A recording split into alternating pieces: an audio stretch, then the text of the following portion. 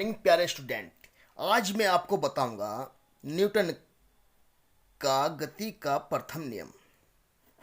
Newton का गति का प्रथम नियम।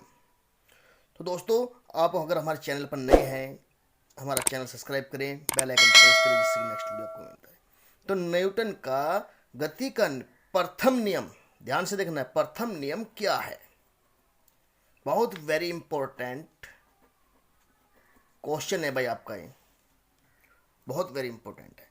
यदि कोई वस्तु विराम अवस्था में है तो वह वस्तु विराम अवस्था में ही रहेगी।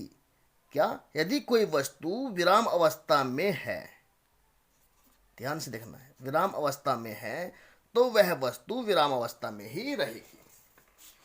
यदि कोई वस्तु सीधी रेखा में गति कर रही है तो वह वस्तु सीधी रेखा में गति करती रहेगी जब तक कोई बाह्य बल उसकी अवस्था में परिवर्तन न कर दे। तो भाई गति का नियम ये कहता है, समझ में आ गया होगा आपके। यदि कोई वस्तु विराम अवस्था में है तो वह वस्तु विराम अवस्था में ही रहेगी।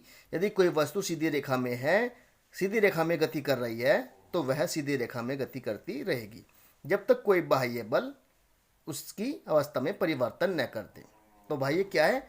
गति का, न्यूटन का गति का प्रथम नियम। उदाहरण ले लो, जैसे हमारी ये पेंसिल है, ये कोई वस्तु है, अभी विराम अवस्था में रखी हुई है। जब तक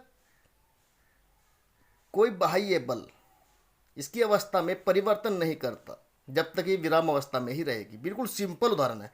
जैसे अब हमने इसको हिला दिया है तो ये गति कर रही है, तो ये क्या है? ठीक है दोस्तों, तो जैसे ये गति कर रही है तो ये बाह्य बल इसकी अवस्था में परिवर्तन कर रहा है। तो ये कहता है गति का नियम, न्यूटन का प्रथम नियम। उदाहरण, अब हम आपको उदाहरण बताते हैं। रुकी हुई गाड़ी के अचानक चलने पर उसमें बैठे यात्री पीछे की ओर झुक जाते हैं, क्यों? तो गति का नियम बताता है, रुकी हुई गाड़ी और उसमें बैठे हुए यात्री क्या है, कौन सी अवस्था में है दोस्तों? ध्यान से देखना है, विराम अवस्था में है। बहुत सिंपल तरीके से बता रहा हूं आपको, विराम अवस्था में है। तो क्या वो गाड़ी के अचानक चलने पर यात्री पीछे की ओर झुक जाते हैं। क्यों झुकते हैं भाई यात्री पीछे की ओर? क्योंकि यात्री और गाड़ी विराम अवस्था में है। गाड़ी अचानक चलती है तो क्या हुआ? बाह्य बल, देखो यहाँ देखो, बाह्य बल की वजह से परिवर्तन हो रहा है। क्या है? बाह्य बल उनकी अवस्था में परिवर्तन है। तो बाह्य बल की वजह से परिवर्तन होता है तो बैठे यात्री पीछे की ओर झुक जाते हैं। तो दोस्तों, हमारा वीडियो आपको कैसा लगा प्लीज़ कमेंट करना है।